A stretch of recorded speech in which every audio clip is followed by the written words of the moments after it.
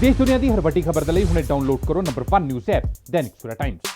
ਸਾਡੀ ਗੱਡੀ ਖਰਾਬ ਹੋਈ ਸੀ। ਮੈਂ ਮੋਤੀ ਨਗਰ ਠੀਕ ਕਰਾਉਣ ਆਇਆ ਸੀਗਾ ਤੇ ਮੈਂ ਜਦੋਂ ਉਹ ਠੀਕ ਕਰਾ ਕੇ ਜਦੋਂ ਆਇਆ ਤੇ ਮੈਨੂੰ ਉੱਥੇ ਪਤਾ ਲੱਗਿਆ ਕਿ ਇੰਦਰਾ ਗਾਂਧੀ ਨੂੰ ਦੋ ਸਰਦਾਰਾਂ ਨੇ ਗੋਲੀ ਮਾਰਤੀ ਹੈ। ਮੈਂ ਦੇਖਦਾ ਕਿ ਸੱਜਣ ਕੁਮਾਰ ਰਾਤ ਨੂੰ 8:30 ਵਜੇ ਨਾਲ ਉੱਥੇ ਮੀਟਿੰਗ ਲੈ ਰਿਹਾ ਸੀਗਾ ਵਾਈ ਬਲਾਕ ਵਿੱਚ ਤੇ ਮੈਨੂੰ ਜਦੋਂ ਮੀਟਿੰਗ ਕਰ ਰਿਹਾ ਸੀ ਤਾਂ ਹੀ ਮੈਨੂੰ ਸਮਝ ਆ ਗਈ ਸੀ ਕਿ ਕੁਛ ਨਾ ਕੁਛ ਗੜਬੜ ਹੋਣੀ ਹੈ।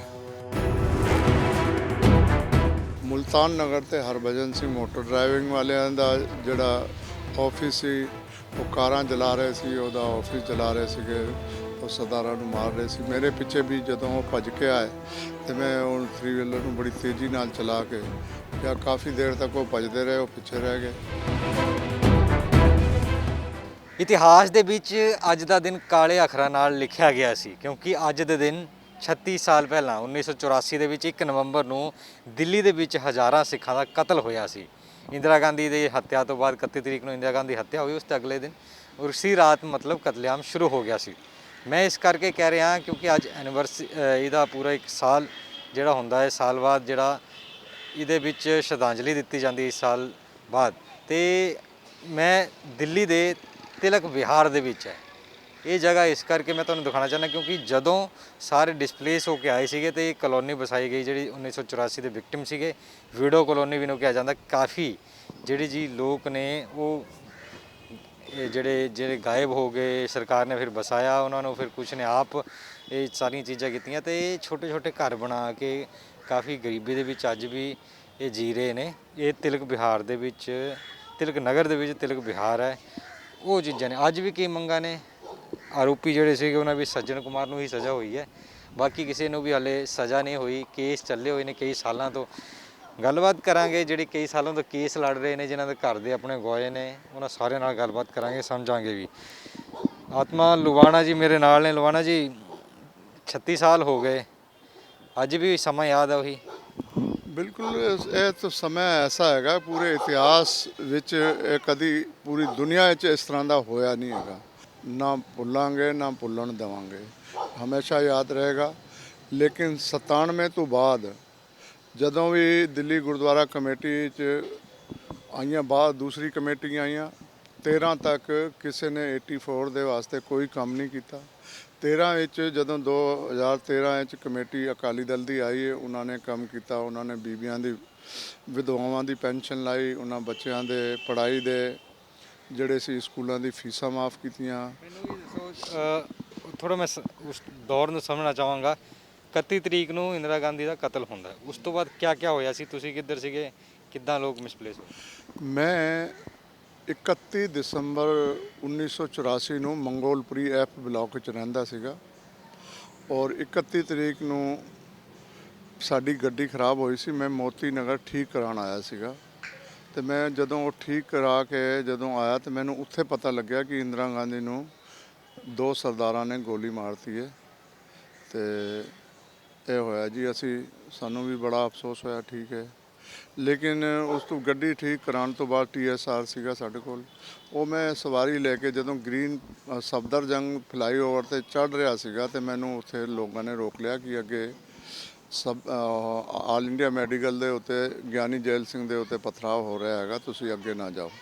ਮੈਂ ਫਿਰ ਯੂ ਟਰਨ ਕਰਕੇ ਸਰੋਜਨੀ ਨਗਰ ਤੋਂ, ਕਮਲ ਸਿਨੇਮੇ ਤੋਂ, ਗ੍ਰੀਨ ਪਾਰਕ ਤੋਂ ਹੋ ਕੇ ਫਿਰ ਮੈਂ ਵਾਪਸ ਆਇਆ ਸ਼ਾਮ ਨੂੰ ਮੰਗੋਲਪੁਰੀ ਆਪਣੇ ਘਰ। ਤੇ ਮੈਂ ਦੇਖਦਾ ਕਿ ਸੱਜਣ ਕੁਮਾਰ ਰਾਤ ਨੂੰ 8:30 ਵਜੇ ਨਾਲ ਉੱਥੇ ਮੀਟਿੰਗ ਲੈ ਰਿਹਾ ਸੀਗਾ ਵਾਈ ਬਲਾਕ ਵਿੱਚ। ਤੇ ਮੈਨੂੰ ਉਹਨਾਂ ਨੇ ਕਿਹਾ ਹੈਗਾ ਕਿ ਤੁਸੀਂ ਜਾਓ, ਕਿਉਂਕਿ ਮੈਂ ਬੁੱਕਲ ਲਾਈ ਹੋਈ ਸੀ, ਦਾੜੀ ਮੇਰੀ ਛੋਟੀ ਛੋਟੀ ਸੀਗੀ ਤੇ ਕਿਸੇ ਨੂੰ ਪਤਾ ਨਹੀਂ ਲੱਗਿਆ ਸਰਦਾਰ ਹੈ। ਤੇ ਮੈਨੂੰ ਜਦੋਂ ਮੀਟਿੰਗ ਕਰ ਰਿਹਾ ਸੀ ਤਾਂ ਹੀ ਮੈਨੂੰ ਸਮਝ ਆ ਗਈ ਸੀ ਕਿ ਕੁਛ ਨਾ ਕੁਛ ਗੜਬੜ ਹੋਣੀ ਹੈ। ਇਸ ਕਰਕੇ ਮੈਂ ਘਰ ਆਉਂਦੇ ਹੀ ਮੈਨੂੰ ਸਾਰੀ ਰਾਤ ਨੀਂਦ ਨਹੀਂ ਆਈ। ਮੈਂ ਸਵੇਰੇ ਉੱਠ ਕੇ ਪਾਠ ਕਰਕੇ ਤੇ ਮੈਂ 6:45 ਵਜੇ ਹੀ ਮੈਂ ਘਰੋਂ ਉੱਥੋਂ ਨਿਕਲ ਗਿਆ। ਮੈਂ ਆਸ ਪੜੋਸ ਦੱਸਿਆ ਕਿ ਅੱਜ ਦਾ ਦਿਨ ਠੀਕ ਨਹੀਂ ਹੈਗਾ, ਆਪਣੇ ਵਾਸਤੇ ਜਰਾ ਸੰਭਲ ਕੇ ਰਹਿਣਾ, ਨਾ ਨਿਕਲੋ ਘਰਾਂ ਤੋਂ ਬਾਹਰ। ਕਈ ਲੋਕਾਂ ਨੇ ਸੋਚਿਆ ਕਿ ਹੁਣ ਅੱਜ ਸਾਨੂੰ ਸਮਝਾਏਗਾ, ਅਸੀਂ ਬਜ਼ੁਰਗ ਹੈਗੇ ਹਾਂ। ਮੈਂ ਚਲੋ ਠੀਕ ਹੈ ਜੀ, ਨਾ ਹੀ ਮੰਨੋ। ਪੀਰਾਗੜੀ ਆਇਆ ਤੇ ਪੀਰਾਗੜੀ ਸਾਡੇ ਸਮਾਜ ਦੇ ਕਾਫੀ ਸਾਰੇ ਲੋਕ 3 ਵੀਲਰ ਚਲਾਉਂਦੇ ਸੀ, ਉਹਨਾਂ ਨੂੰ ਵੀ ਕਿਹਾ, ਉਹਨਾਂ ਨੇ ਵੀ ਮੇਰੀ ਮਜ਼ਾਕ ਵਿੱਚ ਗੱਲ ਉਡਾਤੀ, ਨਹੀਂ ਮੰਨੇ।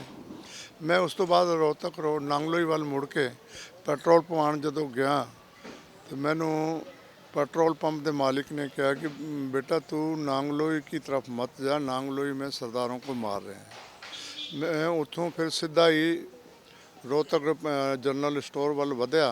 मुल्तान नगर ते हरभजन सिंह मोटर ड्राइविंग वालियां दा जिहड़ा ऑफिस सी वो कारां जला रहे सी, ਉਹਦਾ ऑफिस जला रहे ਸੀਗੇ, ਉਹ ਸਰਦਾਰਾਂ ਨੂੰ ਮਾਰ ਰਹੇ ਸੀ। ਮੇਰੇ ਪਿੱਛੇ ਵੀ ਜਦੋਂ ਉਹ ਭੱਜ ਕੇ ਆਏ ਤੇ ਮੈਂ ਉਹ 3 ਵੀਲਰ ਨੂੰ ਬੜੀ ਤੇਜ਼ੀ ਨਾਲ ਚਲਾ ਕੇ या काफ़ी देर तक वो भजते रहे, वो पिछे रह गए। फिर मैं सीधा ही जनरल स्टोर फिल्मिस्तान तो इधर जदों आया तो मैं आज़ाद मार्केट तो यू टर्न करके ਜਿਹੜਾ ਹੈਗਾ ਪੁਲ ਬੰਗਸ ਗੁਰਦੁਆਰਾ ਹੈਗਾ, ਉੱਥੋਂ ਜਦੋਂ ਮੈਂ ਯੂ ਟਰਨ ਕਰ ਰਿਹਾ ਸੀ ਤੇ 3-4 ਕਾਰਾਂ ਉੱਥੇ ਆਈਆਂ, ਜਿਸ ਦੇ ਵਿੱਚ ਮੈਂ ਦੇਖ ਰਿਹਾ ਸੀਗਾ ਕਿ ਉੱਥੇ ਚ ਮਤਲਬ ਟਾਈਟਲਰ ਵੀ ਸੀ, ਰਾਜੀਵ ਗਾਂਧੀ ਵੀ ਸੀਗਾ, 4-5 ਨੇਤਾ ਉਤਰੇ, ਉਹ ਇਸ਼ਾਰਾ ਕਰਕੇ ਗੁਰਦੁਆਰੇ ਦਾ ਕਰਕੇ ਗਏ। ਉਹ ਫਿਰ ਮੈਂ ਬੁੱਕਲ ਲਾ ਕੇ ਚੁੱਪ ਕਰਕੇ ਬਹਿ ਗਿਆ। ਉਸ ਤੋਂ ਬਾਅਦ ਉਹ ਜਦੋਂ ਚਲੇ ਗਏ ਤੇ ਫਿਰ ਮੈਂ ਵੀ ਉਹਨਾਂ ਦੇ ਪਿੱਛੇ ਪਿੱਛੇ ਚੱਲਦਾ ਗਿਆ ਤੇ ਮੈਂ ਅੱਗੇ ਫਿਰ ਜਾ ਕੇ ਫਿਰ ਜਖੀਰੇ ਵੱਲ ਆ ਕੇ ਵਿਸ਼ਨੂੰ ਗਾਰਡਨ ਵੱਲ ਆ ਗਿਆ। ਮੈਂ 3 ਦਿਨ ਤੱਕ ਵਿਸ਼ਨੂੰ ਗਾਰਡਨ ਰਿਹਾ ਤਾਂ ਮੈਂ ਬਚਿਆ ਹੈਗਾ। ਕਿੰਨੀ ਕੈਜੁਅਲਟੀਆਂ ਹੋਈਆਂ ਤੇ ਪੁਲ ਬੰਗਸ਼ ਗੁਰਦੁਆਰੇ ਨੂੰ ਵੀ ਸਾੜਿਆ ਗਿਆ ਸੀ, ਉਸ ਤੋਂ ਬਾਅਦ ਹੀ ਸਾੜਿਆ ਗਿਆ ਸੀ। ਕਿੰਨੀ ਕੈਜੁਅਲਟੀ ਅਗਲੇ ਦਿਨ ਕਿੰਨੇ ਤੁਸੀਂ ਕਿਆ ਕੁਝ ਦੇਖਿਆ? ਸਾਡੇ ਬਲਾਕ ਵਿੱਚ ਜਿੰਨੇ ਸਾਰੇ ਬੰਦੇ ਸੀ ਸਾਰੇ ਮਾਰਤੇ ਸੀਗੇ, ਮੰਗੋਲਪੁਰੀ ਚ ਮਾਰਤੇ ਸੀ। 11 ਵਜੇ ਤੱਕ ਤੇ ਸਾਨੂੰ ਇਹ ਲੱਗ ਰਿਹਾ ਸੀ ਕਿ ਪੂਰੀ ਦਿੱਲੀ ਵਿੱਚ ਧੂੰਆਂ ਹੀ ਧੂੰਆਂ ਸੀ। ਇੰਨਾ ਧੂੰਆਂ ਸੀਗਾ ਕਿ ਮੰਗੋਲਪੁਰੀ ਆਪਣੇ ਵਿਸ਼ਨੂੰ ਗਾਰਡਨ 'ਚ ਲਾਸ਼ਾਂ ਆ ਰਹੀਆਂ ਸੀ ਉੱਥੋਂ। ਤੇ ਸਵੇਰੇ ਜਦੋਂ ਮੈਂ ਉਹਨਾਂ ਨੂੰ ਕਿਹਾ ਕਿ ਮਾਹੌਲ ਠੀਕ ਨਹੀਂ ਹੈ ਤੇ ਤਾਂ ਜਦੋਂ 11 ਵਜੇ ਤੱਕ 4-5 ਲਾਸ਼ਾਂ ਆ ਗਈਆਂ ਤੇ ਲੋਕ ਬੜੇ ਘਬਰਾ ਗਏ ਕਿ ਕੀ ਹੋ ਕੀ ਰਿਹਾ ਹੈਗਾ।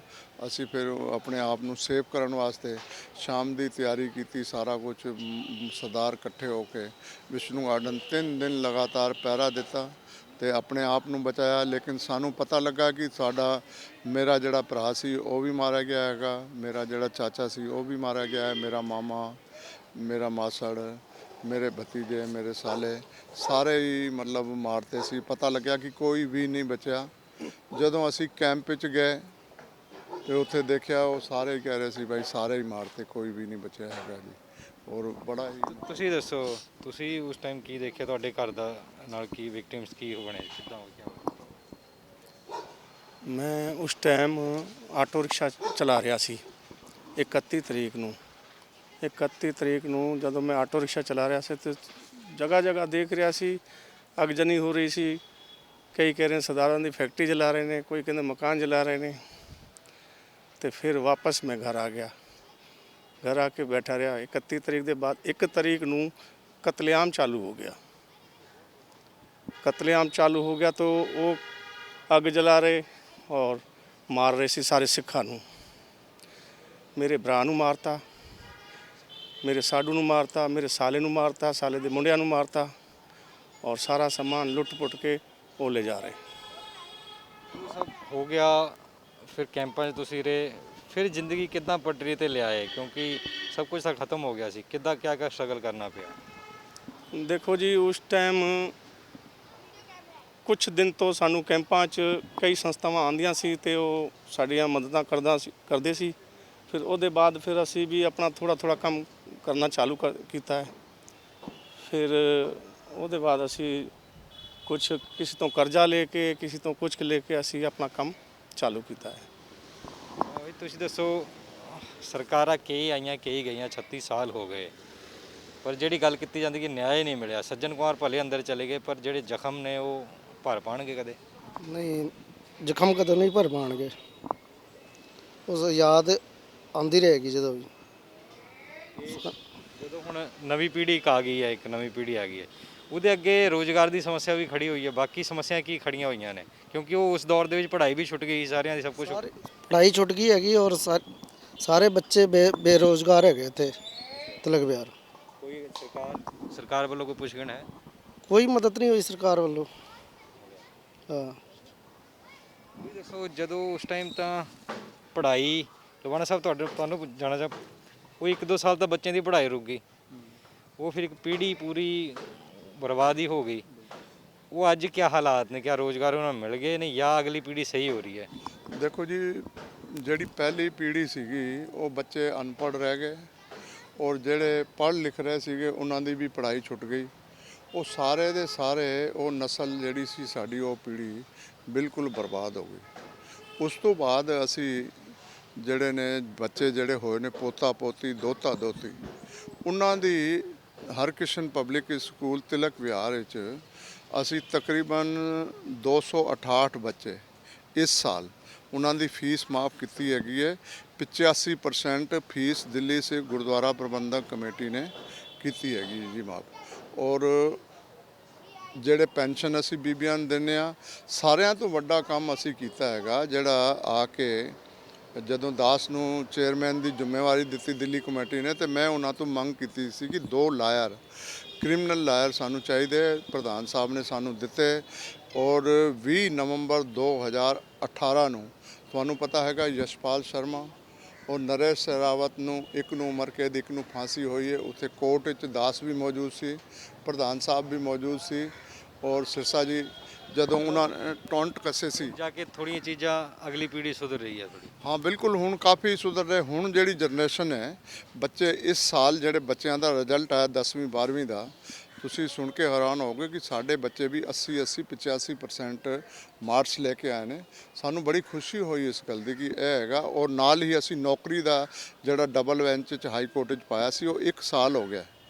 ਉਹਨੇ ਹਾਲੇ ਵੀ ਦਿੱਲੀ ਸਰਕਾਰ ਨੇ ਉਹਨੂੰ ਇੰਪਲੀਮੈਂਟ ਨਹੀਂ ਕੀਤਾ, ਕਰੋਨਾ ਦਾ ਬਹਾਨਾ ਲਾ ਕੇ ਲਟਕਾ ਰਹੇ ਨੇ। ਸਾਨੂੰ ਉਮੀਦ ਹੈਗੀ ਕਿ ਹਰ ਪਰਿਵਾਰ ਨੂੰ ਇੱਕ ਸਰਕਾਰੀ ਜੌਬ ਦਿੱਤੀ ਜਾਏਗੀ। Double bench chief justice high court ਦਾ ਆਰਡਰ ਹੈਗਾ ਜੀ। ਬਿਲਕੁਲ ਪੂਰਾ ਉਸ ਦੌਰ ਦੇ ਵਿੱਚ ਕਿਆ ਕੁਝ ਹੋਇਆ ਇਹਨਾਂ ਨੇ ਦੱਸਿਆ ਹੈ। ਅੱਜ ਵੀ ਜ਼ਖਮ ਜਿਹੜੇ ਹਰੇ ਨੇ, ਅੱਜ ਵੀ ਹਿਰਦੇ ਇਹਨਾਂ ਦੇ ਉਹ ਚੀਜ਼ ਯਾਦ ਕਰਕੇ ਬੜੀ ਮੁਸ਼ਕਲ ਨਾਲ ਓਵਰਕਮ ਕੀਤਾ। ਇੱਕ ਪੀੜ੍ਹੀ ਜਿਹੜੀ ਹੈ ਉਹ ਖਤਮ ਹੀ ਹੋ ਗਈ, ਹੁਣ ਅਗਲੀ ਪੀੜ੍ਹੀ ਨੂੰ ਸਹੀ ਤਰੀਕੇ ਨਾਲ ਤਿਆਰ ਕੀਤਾ ਜਾ ਰਿਹਾ। ਦਿੱਲੀ ਤੋਂ Nitin Diwan, Dainik Savera TV. All world open challenge 17 time gold medalist Miyan Rafiq Mohammad, पंडित मौलवी बेगम तांत्रिक, इन्हां चोरा ठग्गां तो सावधान। स्पेशलिस्ट वशीकरण, सट्टा नंबर, लव मैरिज, पति पत्नी च अनबन, विदेश च पक्का होना, कारोबार दा ना चलना, सिर्फ 31 घंटियां विच समाधान। फ्री फ्री फ्री मियां रफीक मोहम्मद। मोबाइल 84 374 94 647, 84 374 94 648।